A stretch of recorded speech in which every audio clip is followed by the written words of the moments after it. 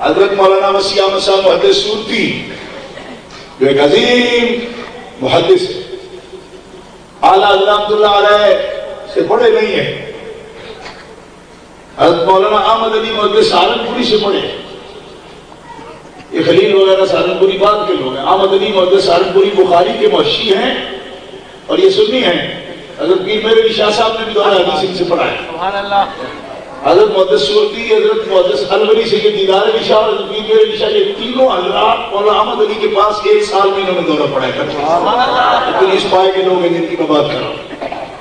حضرت محدث سورتی جب اعلیٰ حضرت کے حلقہ میں آئے تو لوگوں نے کہا حضرت ان سے عمر میں بھی پڑھے ہیں اور پرانے محدث صاحب ان کے شاگرد بھی نہیں ہیں، تو آپ البتہ انہیں کے گیت گاتے رہتے ہیں۔ فرمایا میں نے مولوی اسحاق دہلوی سے علم حدیث میں اور محدث سہارنپوری سے اکتساب کیا،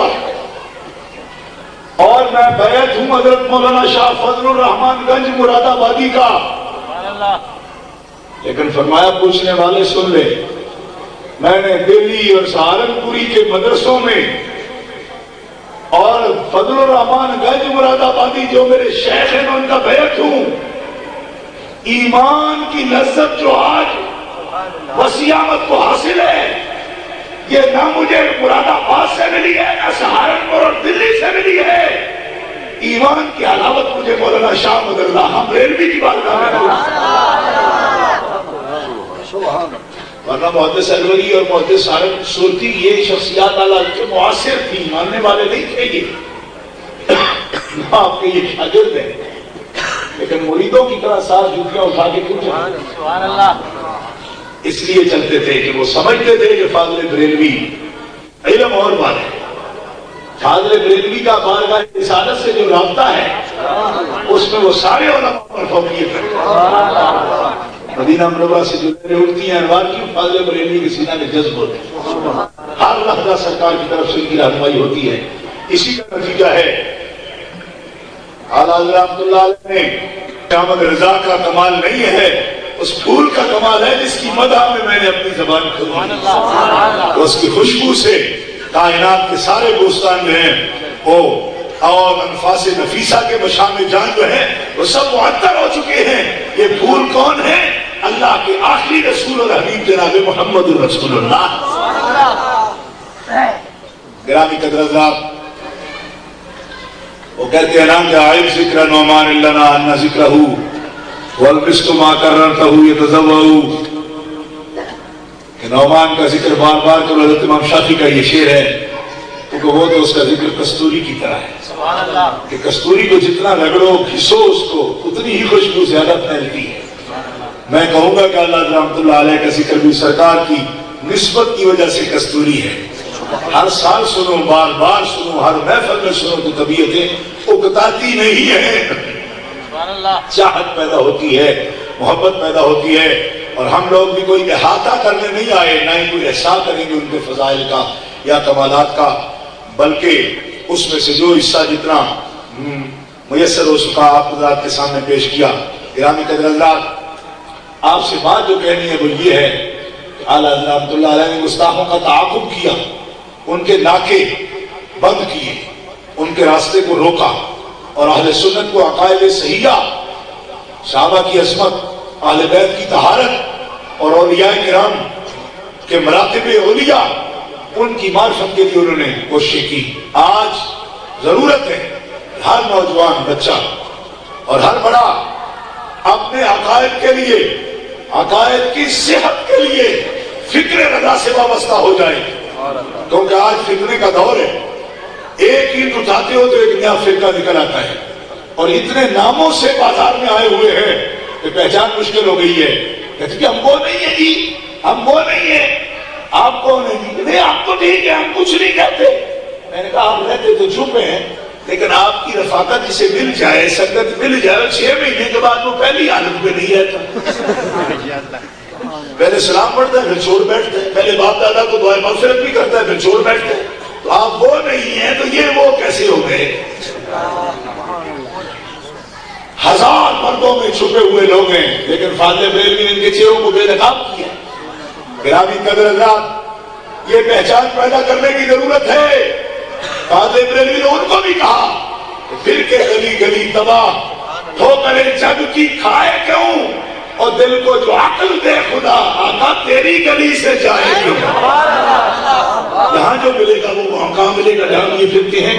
فاضل بریلوی کا درس آپ کو سنا رہا ہوں. فرماتے ہیں سونا جنگل رات اندھیری چھائی بدلی کالی ہے سونے والوں جاگتے رہنا چوروں کی رکھوالی ہے. اور تیری گٹھڑی تاکی ہے اور تو نے نیند نکالی ہے. آنکھ سے کاجل صاحب چرا لیں یا یہ چور بلا کے ہیں. تیری گٹھڑی تاکی ہے اور تو نے نیند نکالی ہے.